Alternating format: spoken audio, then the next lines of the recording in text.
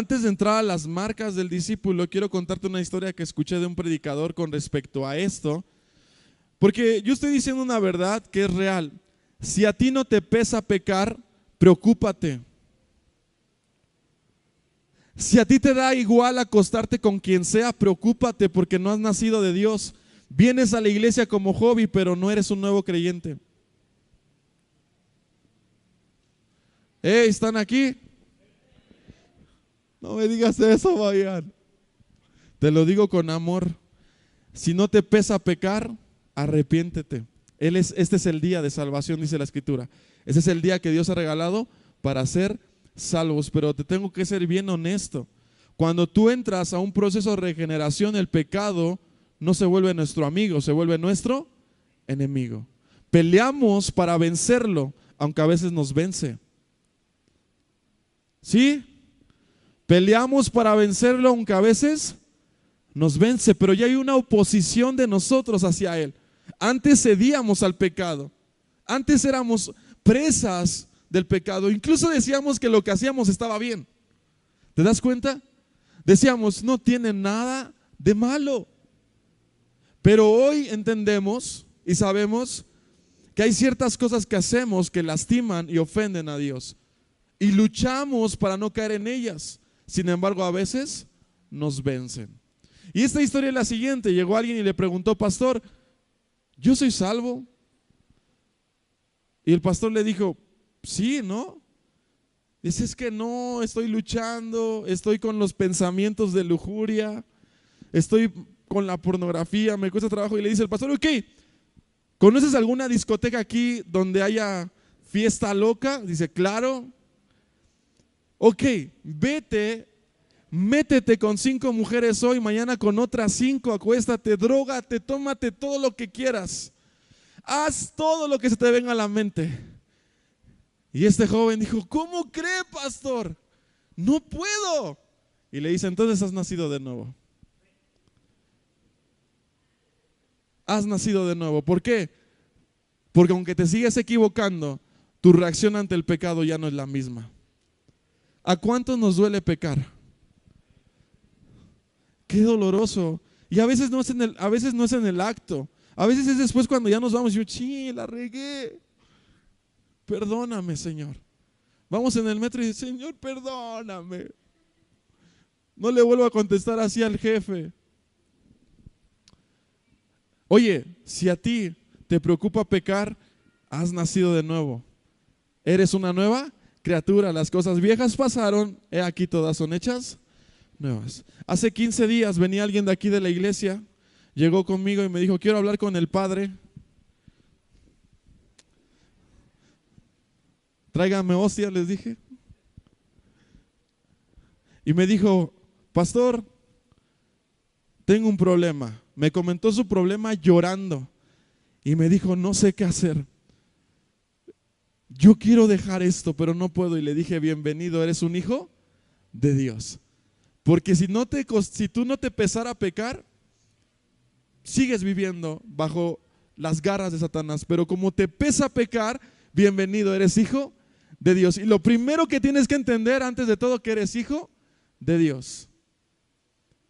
Y me alegró y me alegra saber que a la gente le pesa pecar, porque entonces habla de un nuevo nacimiento. Estamos viendo las marcas de un verdadero discípulo, pero ojo con lo que voy a decir. Si te da igual pecar, es el día que te arrepientas, el día de hoy, porque entonces no has nacido de nuevo. Si el pecar es un deporte en tu vida, un hobby, lo planeas, te diviertes, entonces bienvenido a la vida, necesitas nacer de nuevo. Y ahorita te voy a dar algunas citas. Dice, número 1, primer señal, se alejan del pecado. Primer señal que tenemos como discípulos es que buscamos alejarnos del pecado. Buscamos la santificación. En este sentido, tenemos que entender que hay 2 santificaciones. La santificación instantánea, que es la que nos da Dios. La santificación progresiva, que es la que trabaja el Espíritu Santo con nosotros, cambiando nuestra mente. Dice Romanos, si pueden apuntar a esa, no la puse por ahí, pero Romanos 12:2 dice, no os conforméis a este siglo, sino transformados por medio de la renovación de vuestro entendimiento. Entonces, empieza un aspecto que se llama el aspecto de la regeneración. No sé, a mi mamá le pasó, ella cuenta esta historia, que cuando recibió a Cristo en su corazón, se paró al espejo cuando ya se iba a ir otra vez a la iglesia y dijo, ah, caray, ¿por qué me he visto así? Se sintió diferente y dijo, como que esto ya no me va. Pero nadie le había dicho nada acerca de su vestimenta, simplemente ella se sintió incómoda. Después tomó su cigarro mi mamá, porque ella dice que fumaba, ay, pecadora mi mamá, ¿va? Pero dice que fumaba, tomó su cigarro y cuando le dio el primero, dijo, así como que, oye, se sintió extraña. Y dijo, así como que, ¿qué onda? ¿Qué estoy haciendo? Y entonces ella entendió que había nacido de nuevo. Y empieza un proceso de regeneración en nosotros cuando nacemos de nuevo. Y una de las primeras cosas que buscamos es apartarnos del pecado. Algunos llegan al grado de dejar sus trabajos, algunos llegan al grado de dejar quizá cosas porque sienten que eso les está robando. Dicen, yo no quiero nada que ver con el pecado ya, deseo alejarme del pecado. Primero, dice Primera de Juan 3, del 5 al 9. Primera de Juan 3, si no tienes notas, anota estas citas, te van a servir para repasar, salud. Dice Primera de Juan 3, del 5 al 9. ¿No estoy hablando muy rápido o sí? Ok. Ustedes saben que Él apareció para quitar nuestros pecados y en Él no hay pecado. Todo aquel que permanece en Él no peca. ¿Cómo? ¿En quién permanece? En Él, en Cristo. Todo aquel que permanece en Él no peca. Todo aquel que peca no le ha visto ni le ha conocido. Todo aquel que peca no le ha visto ni le ha conocido. Hijitos, que nadie los engañe. El que hace justicia es justo, así como el justo. O sea, refiriéndose a Jesús. El que practica el pecado es del diablo, porque el diablo peca desde el principio. Para esto se ha manifestado el Hijo de Dios, para deshacer las obras del diablo. Todo aquel que ha nacido de Dios no practica el pecado, porque la simiente de Dios, es decir, la semilla de Dios, el Espíritu Santo, permanece en él y no puede pecar, porque ha nacido. Escucha lo que leímos, no puede, intenta, pero no puede. Ya no peca a gusto. Sí lo quiere hacer. ¿No te ha pasado que sí lo quieres hacer y estás bien convencido? Sí lo voy a hacer, pero algo dentro de ti te estás jalando. No, no vayas. Entonces, déjame pecar en paz. Lo haces y algo te remuerde aquí adentro y dices, Señor, perdóname, ¿no? Y vienes aquí a la iglesia, te hincas, no lo vuelvo a hacer. ¿Por qué? Porque hay algo que se llama la simiente de Dios, que es el Espíritu Santo, que Dios ha puesto para redarguirnos, para hacernos saber que lo que hicimos no fue correcto. ¿Están conmigo? Entonces dice que el que practica el pecado es del diablo. Pero el que ha nacido de Dios no peca porque no puede. ¡Guau! ¡Qué tremenda palabra! No peca porque no puede. Escucha esto. ¿Qué es practicar? Es realizar de forma habitual o continua determinadas acciones o actividades. ¿Qué es practicar? ¿Cuántos de aquí son futbolistas? No que pretendieron ser, que lo son. Sí. ¿Por qué no lo son? Porque no es algo que practiquen todos los días. ¿Sí me explico? ¿Quiénes son los futbolistas reales? Los que juegan en primera división. ¿Qué hacen ellos a diferencia de nosotros? Que nada más nos echamos la cascarita cada 3 meses, cada 3 años, cada mes.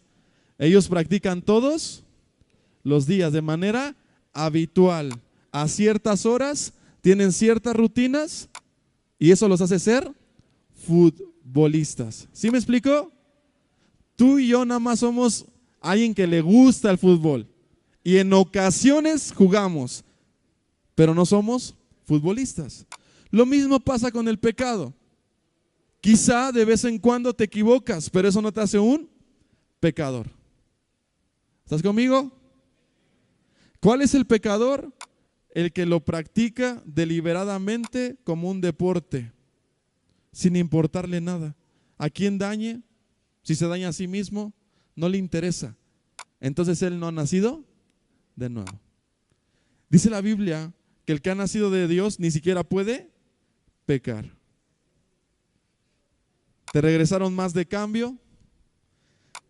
Gracias, Señor, por la bendición. Primera calle, Señor, gracias. Y algo te empieza a decir, devuélvelo, no es tuyo. Tú, Señor, gracias, yo reprendo a Satanás. Regrésalo y te regresas bien triste y me dio más de cambio. ¿Por qué? Porque ni siquiera lo puedes hacer, lo intentas. Pero el Espíritu Santo mora en ti de tal forma que Él te hace redarguir. ¿Sí me explico? Ojo con lo que te voy a decir. No tengas temor a arrepentirte. Si tú un día tomas algo que no es tuyo y sientes ese remordimiento, no tengas temor. Apagamos la luz, nadie vio y lo apareces ahí otra vez. ¿Me explico? Oye, qué grande es la persona que entiende que se equivocó y viene arrepentido y dice, hey, perdóname. Y restituye lo que hizo. No, qué tremendo. Eso habla de una marca de un discípulo. Oye, ¿qué onda con las mentiras? ¿Cómo andamos? Vamos a ir vamos a medir el pecado. ¿Qué tan fácil se nos hace mentir? Ahí vienen, ¿qué le voy a decir? Ahí viene el de Electra. No estoy, ¿no? Se nos hace tan común que los hijos ya saben qué responder. Dile que no estoy. Y el hijo sale, dice que no está. Y ya hasta los preparamos, ya saben que va a caer 15 días por el abono y le decimos, ya sabes qué hacer. Se nos hace tan común, tan cotidiano. Hey, ya no somos del diablo, ahora somos de Dios y hemos vencido al mundo, al pecado. Es importante entender que el pecado es algo con lo que vamos a pelear constantemente. Sin embargo, en Cristo el pecado ya no nos domina ni reina en nosotros. Pablo dijo lo siguiente, pobre de mí, hallo en mí dos leyes, una que quiere hacer lo bueno y otra que quiere hacer lo malo. Pero bendito sea el Señor que nos ha librado del pecado. Y él entiende que no hay forma de salir del pecado si no es a través de Jesús. Hermanos, con todo el amor de Dios, arrepiéntanse si están practicando el pecado.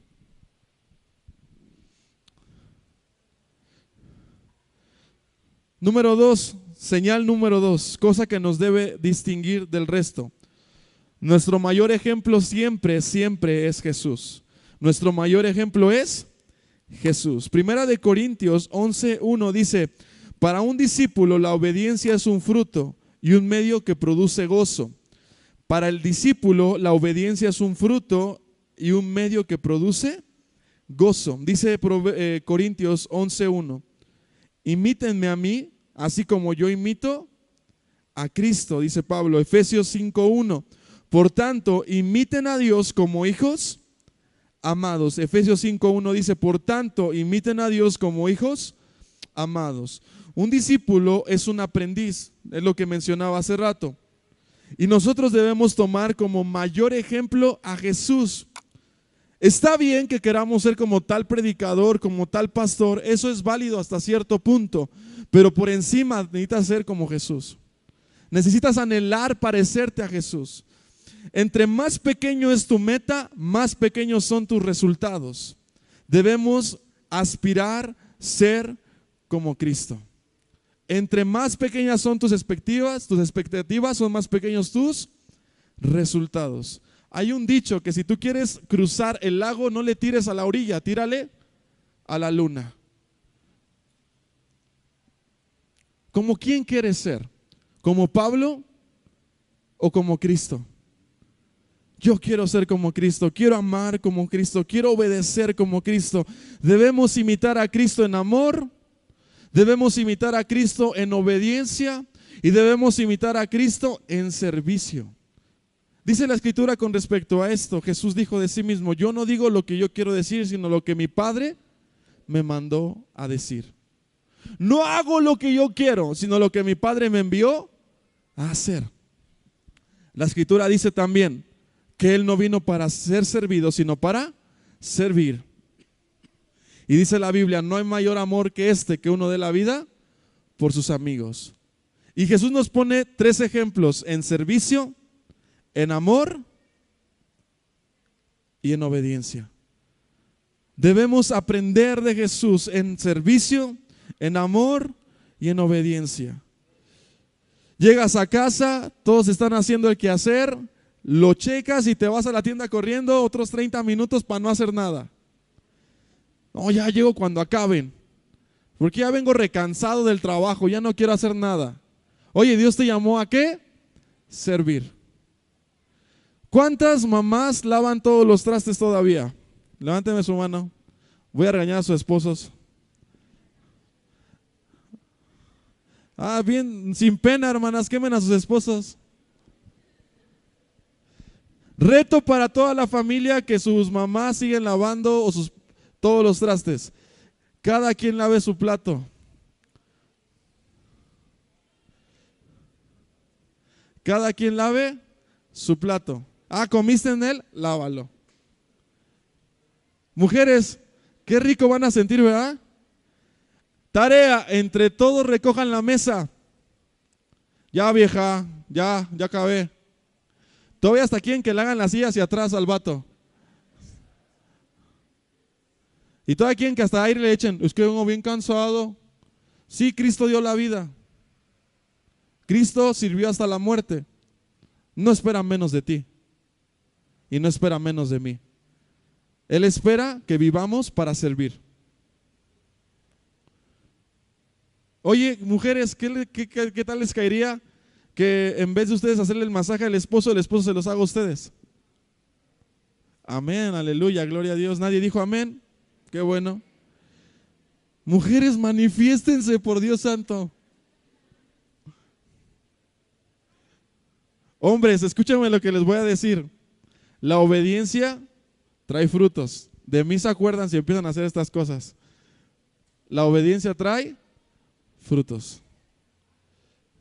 Fuimos llamados a servir, no a ser servidos. Oye, llegas a la iglesia, las sillas están desacomodadas. ¿A mi hogar no le tocó? Hay que lo hagan ellos. ¿Me explico? ¿Por qué? Porque es que a mí no me tocó. Oye, pero nacimos ¿para qué crees? Para servir. Debe haber una marca en ti que te distinga de los demás. Oye, este vato en el trabajo hace más de lo que le pedimos. ¿Por qué será que este es diferente a los demás? ¿Por qué llega tan temprano, se va tan tarde? ¿Por qué el jefe le dice, no, es que, fíjate la palabra que pueden usar, es bien lamebotas? ¿Y qué? ¿Quién crees que va a salir beneficiado, tú o ellos? Y aunque no te paguen más, haz más, porque fuiste llamado a servir, no a ser servido. Tenemos que quitarnos la mentalidad de esperar que nos hagan las cosas. Nacimos para provocar que las cosas sucedan. No esperes que alguien cambie en casa para tú cambiar, cambia tú para que los demás puedan cambiar. Me toca aconsejar matrimonios y la clásica es que él tiene la culpa. Porque mira, él no hace esto, él no hace... Oye, ¿y qué? Hazlo tú. ¿Pero cómo? Si él todavía es el desgraciado, hasta me engañó. Y todavía quieres que, oye, ¿tú no le has engañado al Señor? ¿No le has engañado al Señor cuando mientes? ¿No le has engañado al Señor cuando piensas cosas malas? ¿Y qué hace el Señor aún? Te sirve. Porque con amor eterno te he amado, dice el Señor, que he prolongado mi misericordia sobre ti. Nacimos para servir. Número 1, nos alejamos del pecado. Número 2, nuestro ejemplo es Jesús. Número 3, nacemos para servir. Y número 4, deseamos conocer más al Padre. Deseamos conocer más al Padre. Un deseo profundo por conocer al Padre más cada día. Cuando dice, permanezcan en mí. Un discípulo entiende que conocer a Dios no solo es un deleite, sino una necesidad. Conocer a Dios no es solamente un deleite, sino una necesidad. Porque dice el versículo que leímos de Juan, porque separados de Él nada podemos hacer. Separados de Él nada podemos hacer. Grábate eso en tu mente. Separado de Dios nada podemos hacer. Un discípulo entiende que es un deleite conocer a Dios, pero también entiende que es una necesidad. Que en Jesús está lo que requerimos para manifestar su gloria. Que en Él, en la intimidad, está lo que yo necesito para brillar en el mundo. Para mí no es una opción conocer a Dios, para mí es una necesidad conocerle. Primera de Juan 4:15 dice, si alguien reconoce que Jesucristo es el Hijo de Dios, queda íntimamente unido a Dios, como si fuese una sola persona con Él. Queda como íntimamente relacionado con Él. Matrimonio. Matrimonios me van a entender. Niños, tápense los oídos. Tener relaciones con su pareja es un deleite, pero también es una necesidad. Ay, no, yo no necesito de eso. Oren por mí. Oye, tener relaciones con la pareja es un deleite, ¿sí o no? Pero también es una necesidad. ¿Sí o no? Es indispensable la relación sexual dentro del matrimonio. Es indispensable. El día que se casaron se volvieron una sola persona. Están unidos íntimamente. Nosotros, dice y usa esta figura, nosotros quedamos relacionados con Dios íntimamente. Relacionarnos con Dios es un deleite, conocerle es un deleite. No deberíamos obligar a la gente a ir a la academia, no deberíamos obligar a la gente a estudiar las escrituras, debería de ser un deleite. Debería de ser una necesidad conocer a Dios. Esa es una marca de un discípulo que quiere estar cerca de ¿quién? Del Maestro. Quiere estar cerca de quien provee vida, quiere estar cerca del poderoso, quiere estar cerca de Él para aprender de Él, porque separados de Él nada podemos hacer. Salmos 27:4 dice el salmista, Dios mío, solo una cosa te pido. Fíjate, solo una cosa te pido, y no es un novio, no es una novia, no es un carro, no es una casa, no es un mejor matrimonio. Dice, solo una cosa te pido y solo una cosa deseo. Déjame vivir en tu templo todos los días de mi vida para contemplar tu hermosura y para buscarte en oración. Solo una cosa deseaba el salmista. ¿Cuál era? Conocer a Dios, estar con Él. Estar en el templo representaba tener intimidad, tener relación, conocer a Dios. Si algo nos debe distinguir a los hijos de Dios, a los discípulos, es que deseamos profundamente conocer a Dios. Si tú pasas una semana sin escudriñar la palabra, corres riesgos. Si tú pasas una semana sin encontrarte con Dios, tu vida está en peligro. Escúchame, es un deleite conocer a Dios, pero también es una necesidad. Separados de Él, nada podemos hacer. Tu vida está en peligro si tu vida no se encuentra con la palabra de Dios. Tu vida está en riesgo, tu matrimonio, tus hijos. Escuché a mi papá decir lo siguiente: los tiempos de crisis son oportunidades para buscar a Dios. Los tiempos difíciles son oportunidades para conocerlo más. Y yo estoy convencido de eso. Y a partir de que lo escuché, lo apliqué y lo enseño cuando me piden consejería. Antes de todo le digo, busca al Señor. Porque estás como estás, porque no has buscado de Él. Conocer a Dios debe ser una necesidad de nosotros. ¿No ha pasado una semana en tu vida sin buscarlo y sientes como, algo me falta, necesito algo? Y quizá es un helado y te lo echas y dices, no, no, no es más que un helado. Es la palabra. ¿Y no te ha pasado que la lees y quedas como satisfecho y dices, guau, gracias Señor? 4, deseamos conocer a Dios. Los hijos desean conocer al Padre. Y número 5, aman como Cristo nos amó. Este es uno de los mayores. Si tú lees el versículo, el capítulo 15 de San Juan, no sé si le podamos subir tantitito al micro, nada más tantitito. Si nosotros leemos, gracias, si nosotros leemos Juan 15, vamos a encontrar que una palabra que se repite constantemente es el amor. Así como Dios me ha amado a mí, yo los he amado a ustedes. Y ustedes deben amar a los demás. Esto no es una opción, sino un mandamiento. Amar no es una opción, es un mandamiento. Dios nos ha amado. Dios se ha entregado por amor a nosotros. Primera de Juan 4, del 7 al 12 dice, amados, amémonos unos a otros porque el amor es de Dios. Todo aquel que ama ha nacido de Dios y conoce a Dios. El que no ama no ha conocido a Dios, porque Dios es amor. Fíjate lo que dice, en esto se mostró el amor de Dios, para con nosotros, en que Dios envió al mundo a su Hijo unigénito, para que vivamos por Él. En esto consiste el amor, no en que nosotros hayamos amado a Dios, sino en que Él nos amó a nosotros y envió a su Hijo en propiciación por nuestros pecados. Amados, si Dios nos ha amado así, nosotros también debemos amar o amarnos unos a otros. Nadie ha visto jamás a Dios.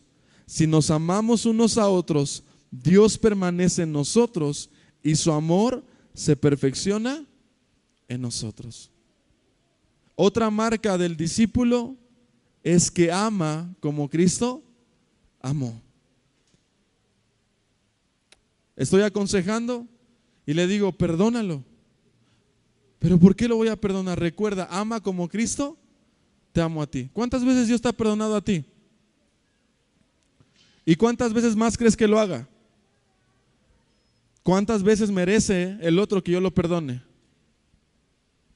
Perdonemos, amemos como Dios nos amó. Dios no espera menos de nosotros. Dios espera que amemos como Él nos amó. Y hay una razón, salud, hay una razón bien interesante del por qué yo sí puedo amar así. Digan conmigo, yo puedo amar así. Bien fuerte, yo puedo amar así. Porque el Espíritu Santo mora en ti. Eso te hace amar como Cristo amó. Oye, el amor consiste en satisfacer los deseos del otro, en negarnos a nosotros para que el otro encuentre gozo. Jesús se negó a sí mismo, Jesús se negó hasta la muerte para traer salvación a nuestras vidas. Si realmente el amor de Cristo reinara entre nosotros, realmente seríamos otra sociedad. Porque no se trataría de mí, se trataría de los demás. Y si los demás pensaran como nosotros, no se trataría de ellos, se trataría de los. Imagínate, las discusiones serían porque, pásale, no, pásale tú primero. No, neta, pásale tú, te espero. No, de verdad tú.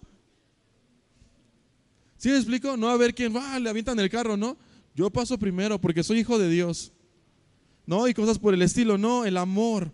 Número 6, se reproducen. Los discípulos se reproducen. Un discípulo forma más discípulos. Hey, ¿cómo andas en el discipulado? ¿Estás reproduciéndote en otros? Mateo 26:16 dice, recibid la gran encomienda, id y hacer discípulos. Un discípulo se distingue por la obediencia y amor por los demás. Hacer discípulos tampoco es una opción, es un mandamiento. Al igual que amar, hacer discípulos no es una opción, es un mandamiento. Y yo hago una pregunta a todos los que llevan más de 5 años, a todos los que llevan más de 5 años en el Evangelio, fíjate dónde deberías de estar por lo menos un discípulo por año. por lo menos un discípulo por año. Jesús aventó 12 en 3 años. Después de ahí 120. Y después de ahí 3,000 o 4,000 se añadieron a la iglesia. ¿Sí recuerdas cómo se fue añadiendo? Porque algo que está vivo crece. Algo que entiende que es discípulo, entiende que se tiene que reproducir. Te hago una pregunta: ¿en quién te estás reproduciendo? ¿A quién estás discipulando? ¿A quién le estás enseñando las escrituras? ¿A tu familia, a tus hijos? Bien, está bien. Pero también hay más gente afuera que lo necesita. Un discípulo busca siempre reproducirse, crecer en lo que está haciendo. Y por último, vive para la gloria de Dios. Y yo puse entre paréntesis, gloria quiere decir conocer o dar a conocer al Padre. Vive para conocer y para dar a conocer. Primera de Corintios 10:31 dice: así que si ustedes comen o beben o hacen alguna otra cosa, háganlo todo para la gloria de Dios. Coman como para Dios, duerman como para Dios, anden como para Dios, para que el nombre de Dios sea glorificado. Tómense selfies para que Dios sea glorificado, no su cuerpo, sino que Cristo sea glorificado en todo lo que hacemos. Trabaja para que Dios sea glorificado. Beban, coman, hagan lo que hagan, dice el salmista, háganlo para que Dios sea dado a conocer. Ámense, dice, para que los demás puedan ver que Dios existe. El amor es la primera evidencia de que Dios es real. ¿Sabías eso? El amor es la primera evidencia de que Dios es real y vive en nosotros. El amor. Y dice Isaías 43:7, Isaías 43:7. Ve conmigo rápido, por favor. Isaías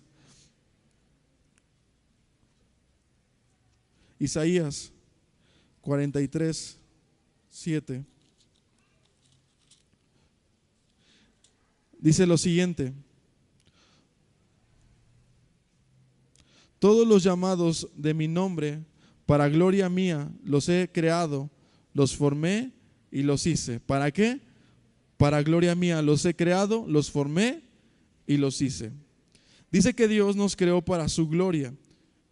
En el contexto con otros versos, puede decirse que el hombre glorifica a Dios, porque a través del hombre la gloria de Dios puede ser vista en cosas tales como el amor, la música, el heroísmo, etcétera. Cosas pertenecientes a Dios que nosotros llevamos en vasos de barro. Eso dice 2 de Corintios 4:7. Sabemos los vasos que contienen su gloria. Todas las cosas que somos capaces de hacer y de ser encuentran su fuente en Él. Dios interactúa con la naturaleza de la misma manera. La naturaleza exhibe su gloria. Su gloria es revelada en la mente del hombre a través del mundo material que fue formado. Y con frecuencia, de diferentes maneras para diferentes personas. Hay dos cosas que fueron llamados a manifestar la gloria de Dios, y una somos nosotros y otra es la creación.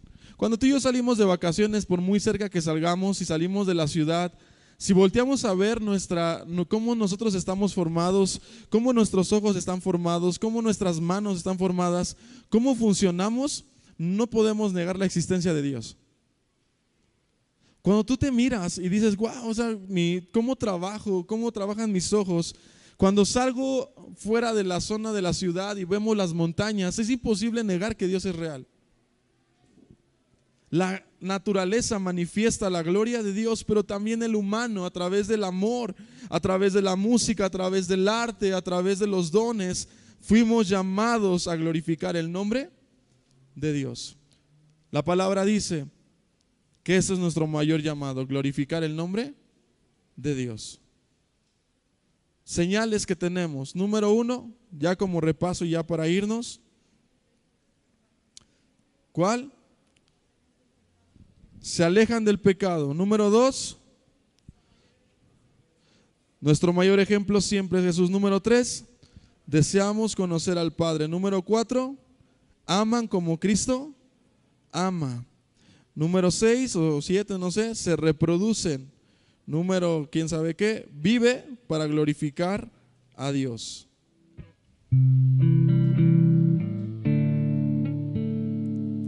Hay dos cosas que te pueden impedir tener estas marcas. Yo considero que hay dos, desde mi perspectiva considero que hay dos. Número 1, el no haber nacido de nuevo. Si yo no nazco de nuevo, no puedo amar, no puedo desear a Dios, no puedo darlo a conocer, no puedo reproducirme porque estoy muerto, no hay vida. Número 1. Pero puede ser que hayas nacido de nuevo y no manifiestes estas marcas. ¿Por qué? Por ignorancia. Personalmente creo que puede ser porque ignoramos quiénes somos. Ignoramos el poder que habita en nosotros. No porque no podamos, simplemente ignoramos que tenemos la capacidad de amar así. Y decimos, es que yo no nací para amar. Yo no sé ser buen esposo. Claro que nadie lo sabe hacer, pero Dios nos ha dado su poder para poder serlo. Somos llamados a hacer lo que Él nos llamó a hacer. Escúchame lo que te estoy diciendo. Hay dos cosas que te pueden impedir manifestar estas cosas. Número 1, muy simple, no haber nacido de nuevo. Y número 2, ignorar el quién tú eres, e ignorar el quién Dios es en ti. Pero es tiempo de que nos levantemos. El pecado ya no te puede dominar. Tú que has nacido de nuevo no puedes decir, es que el pecado me domina. No, el pecado ya no tiene poder sobre ti. Tú dejas que Él te domine, tú dejas que Él te maneje, pero Él realmente ya está vencido. El pecado ha sido crucificado con Cristo. Ya no reinamos nosotros, ni nuestro cuerpo de muerte, reina Cristo en nosotros. Dice la Escritura, como lo acabamos de leer, el que es nacido de Dios ni siquiera puede pecar. El que es nacido de Dios lucha, aunque a veces es derrotado, pero se vuelve a levantar. ¿Sí estás conmigo? Estamos en un proceso que se llama el proceso de la regeneración. Y dice Romanos, escucha lo que dice Romanos 12:2, y lo voy a cambiar un poco a mis palabras. Si no cambias tu manera de pensar, si no erradicas los pensamientos antiguos a través de la Escritura, no podrás cambiar. Tus acciones seguirán siendo las mismas. Por eso urge que meditemos, que conozcamos, que seamos discipulados en Cristo Jesús. El mensaje hoy es: en ti está el poder para hacer lo que Dios te llamó a hacer, porque eres un hijo de Dios. Si estás acá es porque tienes hambre de conocerlo, de servirlo. Entonces eres un discípulo, ¿verdad? Si estás aquí es porque eres un discípulo.